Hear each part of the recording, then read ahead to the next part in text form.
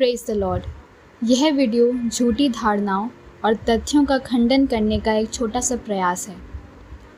कई हिंदुत्व विचारक और संगठन हैं जो भारत में ईसाइयों पर आरोप लगाते हैं कि उन्होंने स्वतंत्रता संग्राम में भाग नहीं लिया। एम.एस. गोलवलकर, जो 3 दशकों से अधिक समय तक आरएसएस के नेता थे, अपने बंच ऑफ थॉट्स में कहते हैं कि भारत में ईसाई न केवल अधार्मिक हैं बल्कि राष्ट्र विरोधी और देश की सुरक्षा के लिए आंतरिक खतरे भी हैं। उनका आरोप है कि ईसाई सामान्य तौर पर स्वतंत्रता संग्राम में खुद को अलग रखते थे। वास्तव में वे अंग्रेज़ों के पक्ष में थे जो उनके अपने धर्म के थे। बदले में अंग्रेज़ों ने ईसाई मिशनरियों को उनके एजेंडे को साकार करने में मदद की। अरुण शौरी, जो कि एक प्रमुख भाजपा नेता, अपनी मिशनरीज इन इंडिया 1994 में गोलवलकर के समान दृष्टिकोण बताते हैं। समकालीन भारत नामक सामाजिक विज्ञान पर कक्षा 9 के छात्रों के लिए एनसीईआरटी स्कूल की पाठ्य पुस्तक स्वतंत्रता आंदोलन पर चर्चा करते हुए मुसलमानों और कम्युनिस्टों को गैर देशभक्त के रूप में कोसती है और स्वतंत्रता संग्राम में ईसाई योगदान को पूरी तरह से अनदेखा करती है। यह आरोप कि ईसाइयों ने स्वतंत्रता की लड़ाई में भाग नहीं लिया, भारतीय ईसाई समुदाय के खिलाफ एक बहुत ही गंभीर आरोप है, लेकिन हम इसे अज्ञानता के रूप में खारिज नहीं कर सकते। यह जानबूझकर और वैचारिक रूप से प्रेरित है। स्वतंत्रता आंदोलन का सच्चा इतिहास हमें गोलवलकर, अरुण शौरी और एनसीईआरटी की पाठ्य पुस्तक की तुलना में एक अलग तस्वीर के साथ प्रस्तुत करता है। अंतर्राष्ट्रीय स्तर पर प्रसिद्ध धर्मशास्त्री फेलिक्स विल्फ्रेड नोट करते हैं कि जो लोग भारत में स्वतंत्रता संग्राम के इतिहास को निष्पक्ष रूप से देखते हैं, वे स्वीकार करेंगे कि ईसाई मिशनरी भी थे जिन्होंने स्वतंत्रता संग्राम में भाग लिया था। इन मिशनरियों में अधिक प्रसिद्ध नाम हैं Stanley Jones, C.F. Andrews, J.C. Winslow, Verrier Elwin, Ralph Richard, Ernest Forrester. कुछ मिशनरियों को राष्ट्रवादी कारणों के समर्थन के लिए भारत से निर्वासित भी किया गया था। चर्च के जाने माने इतिहासकार जॉर्ज थॉमस का कहना है कि भारतीय ईसाई समुदाय ने एक प्रभावशाली भूमिका निभाई, विशेष रूप से भारतीय राष्ट्रीय कांग्रेस के प्रारंभिक चरण में। 1887 में कांग्रेस के तीसरे वार्षिक सत्र में 607 प्रतिभागियों में से 35 भारतीय ईसाई थे और सभा को संबोधित करने वालों में मधुसूदन दास, जिन्हें उत्कल गौरव के नाम से जाना जाता है, ओडिशा में ईसाई समुदाय के एक प्रसिद्ध नेता हैं। कांग्रेस के बाद के सत्रों में भारतीय ईसाइयों की संख्या और प्रभाव प्रभावशाली रहा।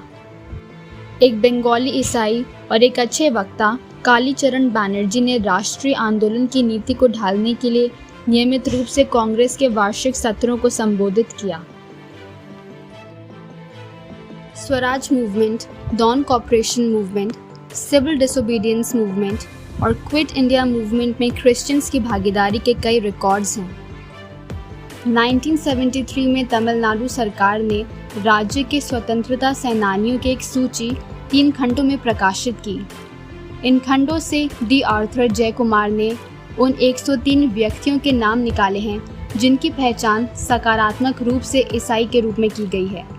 जयकुमार के निष्कर्षों के आधार पर हम भारतीय मूल के कुछ उत्कृष्ट ईसाइयों का उल्लेख करते हैं जिन्होंने स्वतंत्रता की लड़ाई में भाग लिया था। J.C. कुमारप्पा एक अनुभवी कांग्रेसी नेता थे। उन्होंने ओयो वेस्लियन विश्वविद्यालय, बोस्टन विश्वविद्यालय और हार्वर्ड और कोलंबिया विश्वविद्यालय से डिग्री प्राप्त की। वे कुछ समय तक लखनऊ विश्वविद्यालय में फिलॉसफी के प्रोफेसर रहे। 9th में 1929 को वे साबरमती आश्रम में महात्मा गांधी से मिले और इसके परिणाम स्वरूप वे उनके करीबी सहयोगी बन गए। वह सत्याग्रह के प्रबल समर्थक थे और उन्होंने राष्ट्रीय आंदोलन में ईसाई भागीदारी को प्रोत्साहित किया।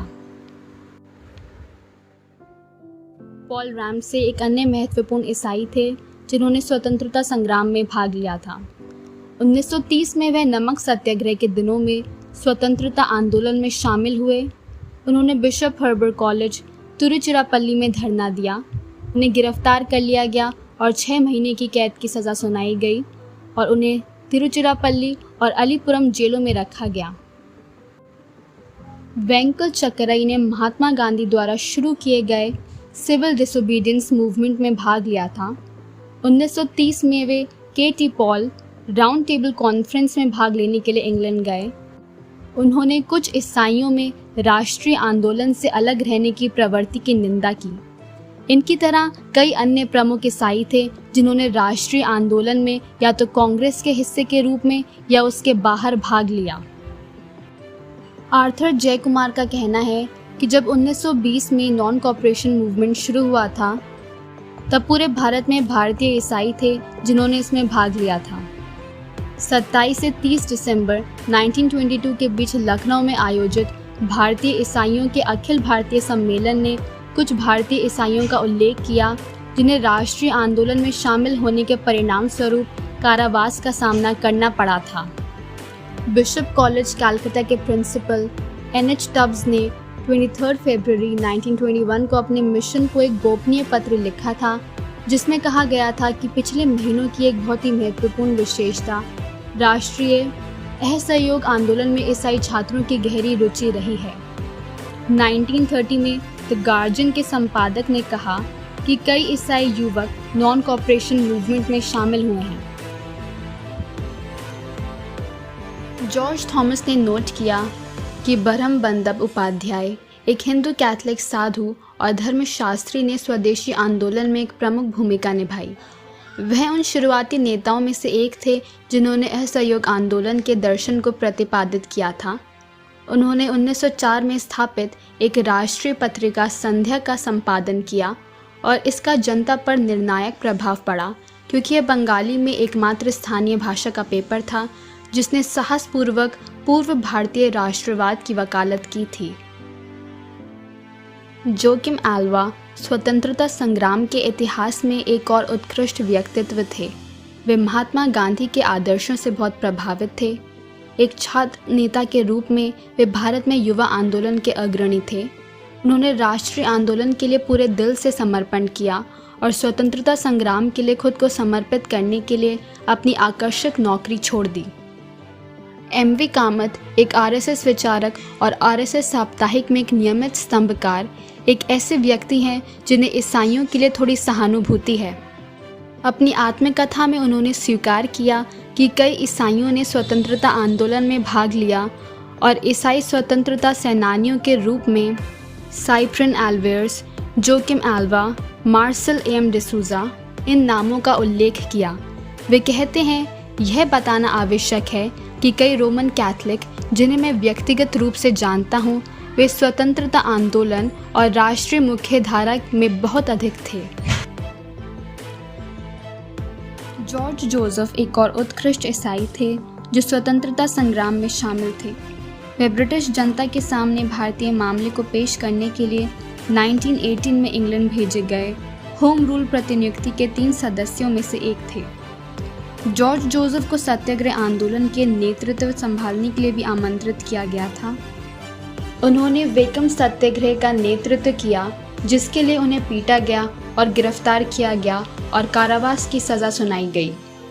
महात्मा गांधी ने 6 अप्रैल 1924 को जॉर्ज जोसेफ को लिखा कि उन्हें हिंदुओं को काम करने देना चाहिए और स्वयं सत्याग्रह नहीं करना चाहिए। हालांकि पत्र पहुंचने से पहले ही जॉर्ज जोसेफ सत्याग्रह में शामिल हो चुके थे। 1937 में जॉर्ज जोसेफ केंद्रीय विधानसभा के लिए चुने गए। वे साउथ इंडियन मेल के संपादक भी थे। 6 मार्च 1938 को जॉर्ज जोसेफ की मृत्यु हो गई। जवाहरलाल नेहरू ने अपनी आत्मकथा में उनका उल्लेख किया है। सैमुअल एरन एक अन्य उल्लेखनीय ईसाई थे जिन्होंने राष्ट्रीय आंदोलन में भाग लिया। वे उत्तरी मालाबार के एक महान उद्योगपति थे। राष्ट्रीय आंदोलन में एरन्स की सक्रिय भागीदारी 1930 के नमक सत्याग्रह आंदोलन के साथ शुरू हुई। स्वतंत्रता संग्राम में भाग लेने वाली प्रमुख ईसाई महिला नेताओं में श्रीमती जॉर्ज जोसेफ, श्रीमती ग्रेसी एरन, श्रीमती मार्गरेट, मिस मैरी थॉमस और मिस मटिल्डा कैल्टन का उल्लेख किया जा सकता है। बहुसंख्यक आबादी वाले हिंदुओं की तुलना में भारत में ईसाइयों के संख्यात्मक महत्व को देखते हुए स्वतंत्रता संग्राम में ईसाइयों का योगदान वास्तव में सराहनीय है। इसके अलावा हमें यह याद रखने की आवश्यकता है कि भारत के अधिकांश ईसाई निचली जातियों के हैं और स्वतंत्रता आंदोलन के दौरान वे अभी भी हिंदू धर्म की उच्च जातियों के चंगुल से खुद को मुक्त करने के लिए संघर्ष कर रहे थे। ईसाई धर्म ने अपने शिक्षण संस्थानों के माध्यम से पुरुषों, महिलाओं, बच्चों और युवाओं के दिमाग को ढाला ताकि वे औपनिवेशिक शासन सहित हर प्रकार के उत्पीड़न से मुक्ति के लिए तरसने लगे। यह भी स्वतंत्रता संग्राम में ईसाइयों की भागीदारी का एक रूप था। इस प्रकार देशभक्ति वास्तव में एक ईसाई गुण है। भारतीय ईसाइयों ने वास्तव में भारतीय राष्ट्रीय आंदोलन के साथ अपनी पहचान बनाई और इस कारण के लिए अपनी गहरी चिंता का प्रदर्शन किया। वास्तव में वे उन प्रमुख व्यक्तियों में से थे जिन्होंने भारतीय राष्ट्रवाद के लक्ष्यों का बीड़ा उठाया और उन्हें आकार दिया।